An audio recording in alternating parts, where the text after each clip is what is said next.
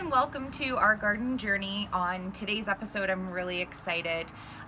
We're going to go through all of the different plants that I went out and grabbed at the nursery. So we'll have a look at each of those. And then after that, my partner Chris and I have started trying to place some of the larger trees and shrubs around the yard. So we're going to bring you along as we figure out where the heck we're going to put our apple trees.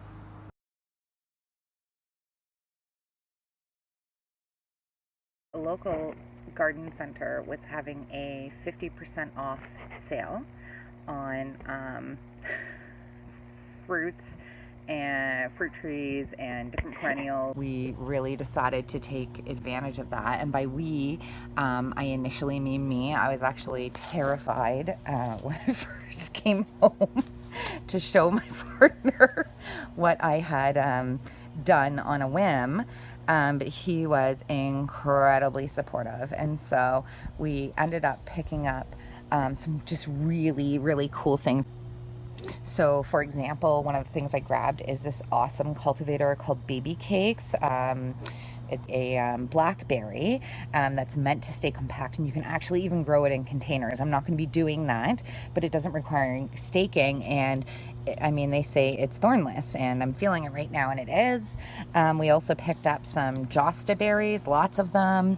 And this guy is another Jostaberry. I got some climbing hydrangeas because, well, I love climbing hydrangeas. There's some Jostaberries.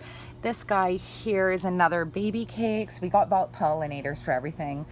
These don't require them, but you know, some of our plants do. We have gooseberries here.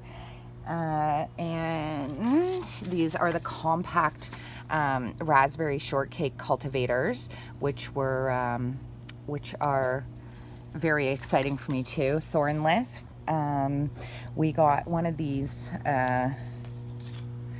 4-in-1 apple trees. That was really exciting. That was my partner. Once he saw what I had done, instead of, you know, going crazy, where are we going to put all this stuff, he like jumped right on board. It was awesome, and ran out and grabbed himself some apple trees. We also have the tundra honeyberry. This is a hascap. We've got the Red Lakes red currants, so that's really exciting. There's so much stuff around front, and you can see more climbing hydrangeas. We've got this was an exciting grab. We got a Goji Berry. It was exciting until I realized, oh my gosh, it's gonna grow 6 feet by 8 feet, but I'll go into that later. Anyway, so as you can see, I'm just literally surrounded. Here's the Spartan apple, the other semi-dwarf apple tree that my partner picked up. Oh gosh, I totally forgot about this, and I've actually already popped it in the ground because it was looking so sad.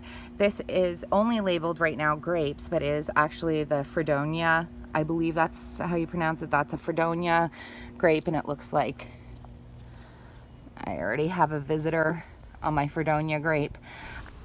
And one of my favorites, this is a cherry bush from the romance series. The cultivator is called Cupid. We also have the Stephanie Returns Happy Ever After Daylily, and I've had great success with other lilies in that exact cultivator family, just not in this color. And then my just absolute favorite, we have the Comtess De Bouchard Clematis, which is super exciting. Okay, so we've gone through some of the things that we picked up at the nursery, and now we're going to head on over, and Chris and I are going to start trying to arrange, we have a very small backyard, trying to arrange some of the larger trees and shrubs so that we can work around them and hopefully go out and buy some more plants. This is a semi-dwarf apple tree, and so what that means is it's going to get about 12 to 15 feet high. We are very, you know,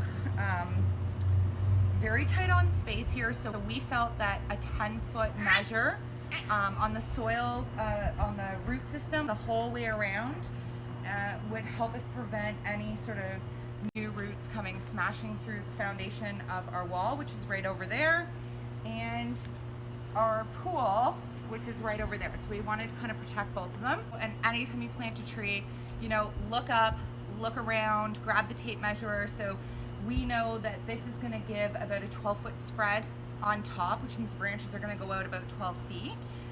So that means when I'm measuring, I'm going to want to look at my branches and look at the center of the trunk, take a tape measure, and just go 6 feet out in any direction, and make sure that when it's at its mature height and at its mature spread, you're not going to be running into anything. So that is why, as you can see here, we've got this apple tree in position. We got this apple tree over here into a position so that they're the right distance apart, that they're not going to be interrupting each other. We also looked at our neighbor's house and made sure that we weren't going to be interrupting his foundation with the root system or causing any problems for him. And then the other big thing that we put down was the goji bush. And if you've been watching the videos, you know that all of these were purchased on a whim. And I guess as I was looking at the tags, for all the other bushes, most of them were about 3 feet to 4 feet high, 3 feet to 4 feet wide.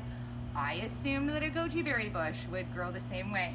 And in fact, when I looked at the tag for the firecracker variety, which this one is here, it's actually going to be 8 feet high by about 6 feet wide. So that means it's going to come off 3 feet on either side. And then you also need room around a bush like this to be able to actually harvest the fruit. So between the goji berry bush, the apple tree, and the 5-in-1 apple tree that's over there, we decided that we would just place those first because they were causing structural issues. And then my awesome partner started laying down the path, which we felt was the next step. Okay, so it's now evening, day 3 after my on-whim purchase of all the plants from the nursery. And we're mid-September right now in 2019. Gotten a lot of work done today on sort of mapping out where we wanted to go with this. And I think, you know, I'm really excited about it, and I was really excited when I finished, but now looking around my yard, I realize what a substantial difference this is going to be from the backyard that we currently have and the really typical subdivision backyard that you sort of see at everyone else's house. And I'll be perfectly honest with you, I'm really terrified right now. As I sort of look around right now, it's feeling a little bit chaotic, a little bit scary, definitely outside of something that I would normally do. And I wonder if I'm the only person who is trying to make a change like this to their yard, if they felt the same way, and see if I can find a little bit of community, like give me the courage to start digging all this lawn up. Anyways, let's sleep on it and see how we feel in the morning. And it is. We also picked up some Jostaberries, lots of them. Multi-hair base plus top coat. What I'm really just going for here